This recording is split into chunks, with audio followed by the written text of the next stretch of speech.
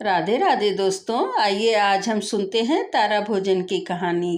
तारा भोजन का अर्थ है तारों को देखकर भोजन करना, अर्थात सूर्य निकलने के बाद सूर्य अस्त होने के बाद तक का व्रत रखना।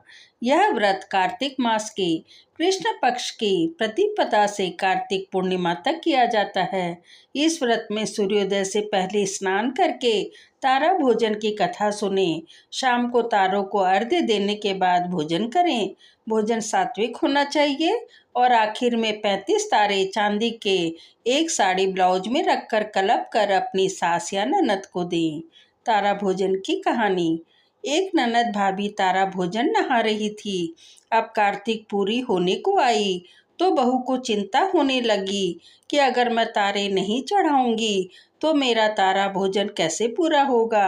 सास ने ननद को तो तारे लाकर दे दिए हैं, मेरे को नहीं दिए और पति विदेश में रहता है, अब मैं तारे कहाँ से लाऊं। यही सोचते सोचते कार्तिक पूरी हो गई। आखिर चौदस की रात को भगवान ने उसकी प्रार्थना सुनी और रात को आकर कहा कि हे भली औरत, सो रही है या जग रही है। उसने कहा, भगवान, ना तो मैं सो रही हूँ और ना ही जग रही हूँ, आपका ध्यान कर रही हूँ। वह भगवान को देखकर चरणों में गिर पड़ी और कहने लगी कि मैं तारे नहीं चढ़ाऊंगी तो मेरा तारा भोजन कैसे पूरा होगा। भगवान ने कहा कि आंखें बंद करो। उसने आंखें बंद कर ली और भगवान ने 2 थाल सोने चांदी के तारों से भरे हुए रख दिए।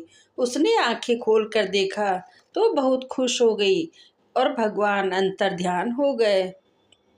वह सुबह जल्दी उठी और नहा धोकर सबसे पहले मंदिर चली गई और तारे चढ़ा दिए। सोचा कि सास ननद पूछेगी देखेगी कि तारे कहाँ से आए, इसलिए जल्दी ही चली गई।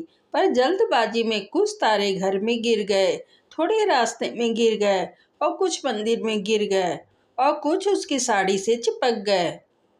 और अब सब जगह रोशनी ही रोशनी हो गई क्योंकि तारे जगमग जगमग कर रहे थे। उसके जाने के बाद जब सास और ननद उठी तो देखा कि घर में तारे गिरे हुए हैं। ननद जल्दी से भाभी के कमरे में गई तो भाभी वहां नहीं थी। यह देखकर वह माँ से कहा, भाभी आज अकेले ही मंदिर चली गई है, रोजीना तो साथ मंदिर जाती है और पूरे घर में तारे जगमग हो रहे हैं। दोनों माँ बेटी मंदिर गई। रास्ते में भी तारे जगमग हो रहे थे। मंदिर में सभी औरतें आपस में कह रही थी कि आज तारे कितने चढ़ाए हैं कि पूरा मंदिर ही जगमग हो रहा है। अब उसकी सास ननद मंदिर पहुंची तो देखा मंदिर में सोने चांदी से भरे हुए 2 थाल रखे हैं। उनको देखकर अचंभा हुआ कि इतने सारे तारे कहाँ से लाई है।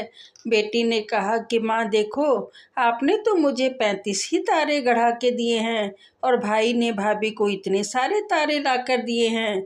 यह सुनकर भाभी ने कहा, भाई जी, ना तो तारे आपने लाकर दिए और ना ही आपके भाई ने लाके दिए हैं और ना ही आपकी माँ ने गढ़वा कर दिए हैं। मुझे तो कार्तिक के ठाकुर जी श्री राधा दामोदर भगवान ने आकर दिए हैं। उन्होंने ही मेरा तारा भोजन पूरा किया है, नहीं तो मैं तारे कहाँ से लाकर चढ़ाती।